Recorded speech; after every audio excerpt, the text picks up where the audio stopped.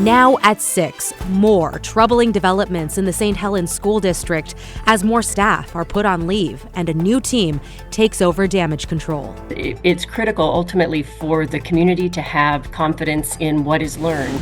Plus, new body cam video shows what led up to Vancouver police shooting and killing a man. What's going on, boss? Not much. And Vancouver prepares to open 2 new winter weather shelters, but safety concerns remain, with one shelter next to a school. As a city, we have to kind of balance the needs of everyone. And later, a warning from police for some Honda drivers, the increase in thefts and how to protect your car.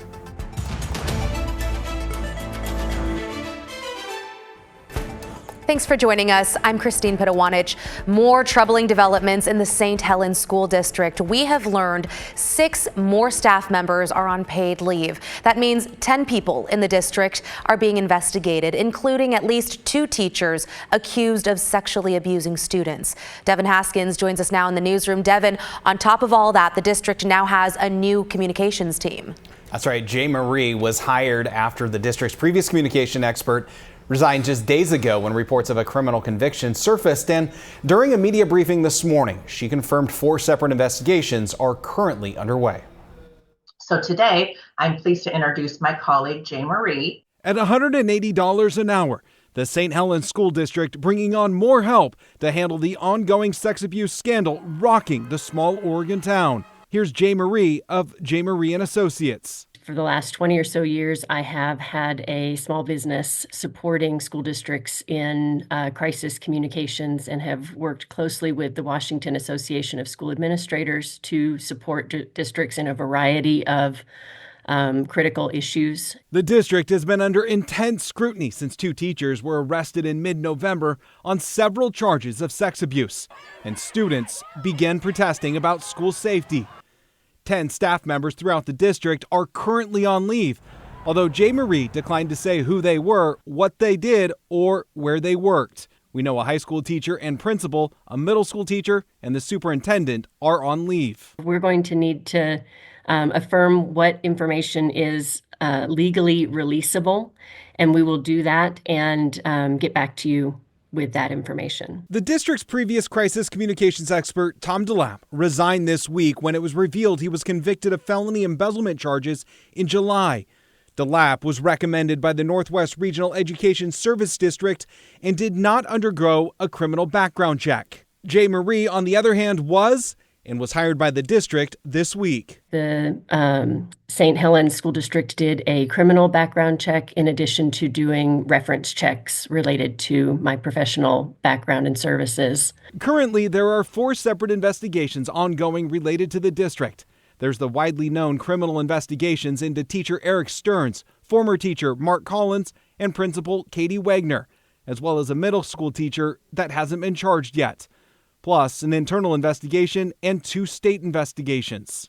All of them need to be allowed to be completed because it's critical ultimately for the community to have confidence in what is learned. The investigations need to be impartial, they need to be thorough, and they need to be allowed to run their course.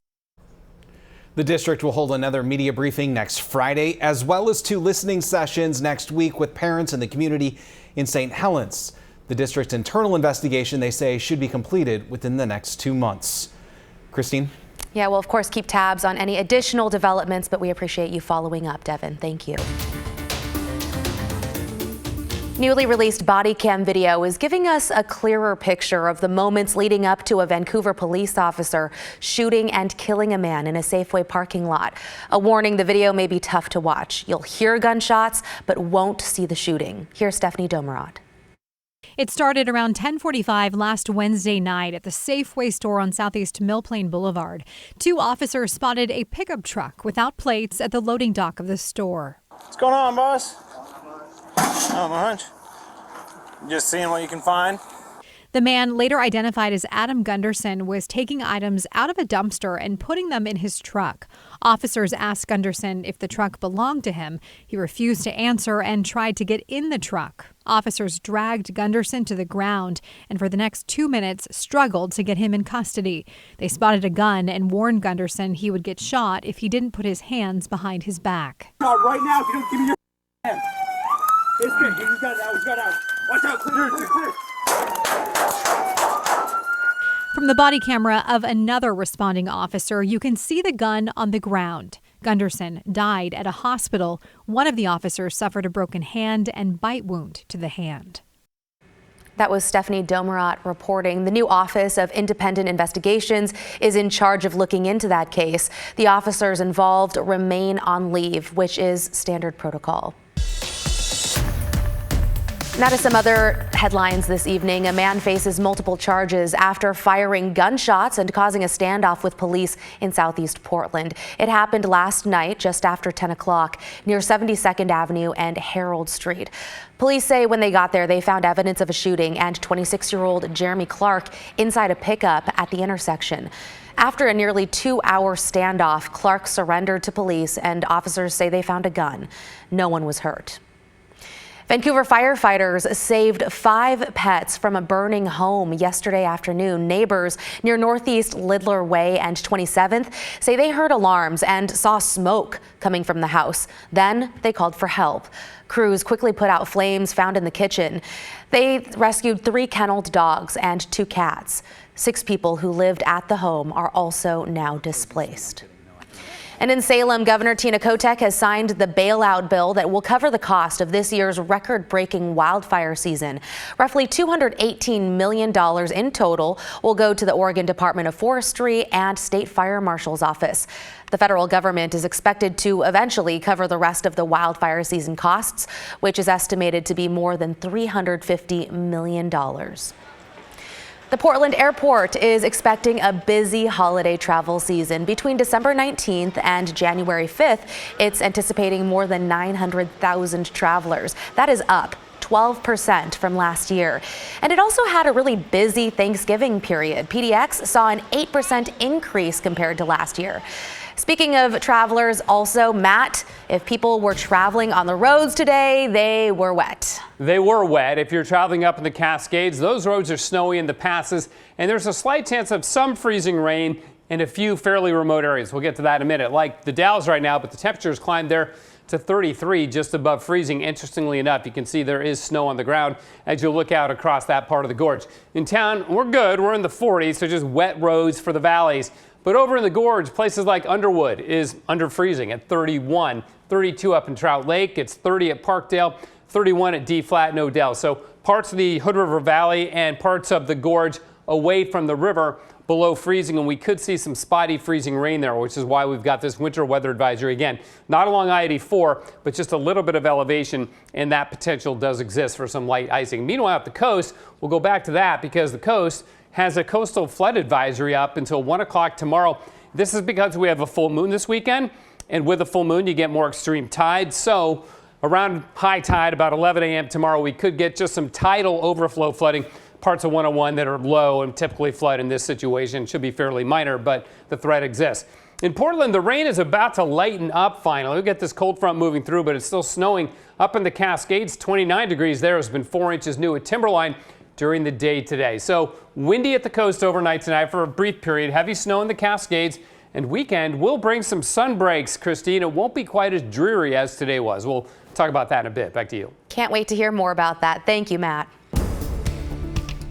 The city of Vancouver is opening 2 new winter weather shelters this weekend to help people living on the streets escape the cold.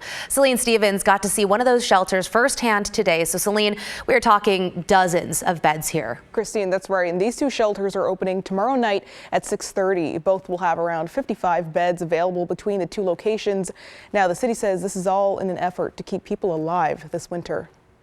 There was, more amputations due to frostbite after January this year than I've seen in my whole career. As winter quickly approaches and temperatures drop, the cold, rain, and ice become a threat to homeless people. Even if it doesn't get extremely cold, it's always wet. There's no dry place for folks. So this is life-saving emergency shelter during this homeless crisis. Saturday, Vancouver opens 2 new winter weather shelters, one at the Vancouver Arts Hub building. The other will be split on certain days between a city facility off Chocolove Drive and Emmanuel Lutheran Church.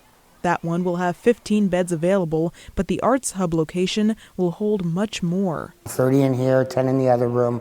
We have bathrooms, a hospitality area. We'll have meals brought in. We'll be able to provide people with bus passes. People and their pets will be allowed to stay for as many days or weeks as they need during the overnight hours of 6:30 p.m. to 7 a.m.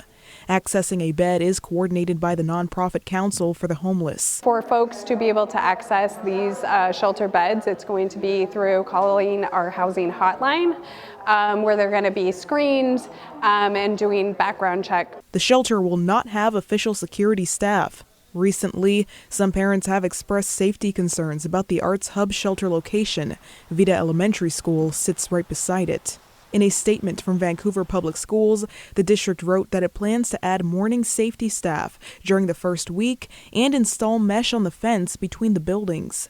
That said, the school is holding a clothing drive to support those in need of the shelter. People they're dying in their cars, they're dying in their tents, and so we want to do everything that we can to mitigate risk or potential risk to the surrounding neighbors. We also want to keep our neighbors who are homeless safe, alive.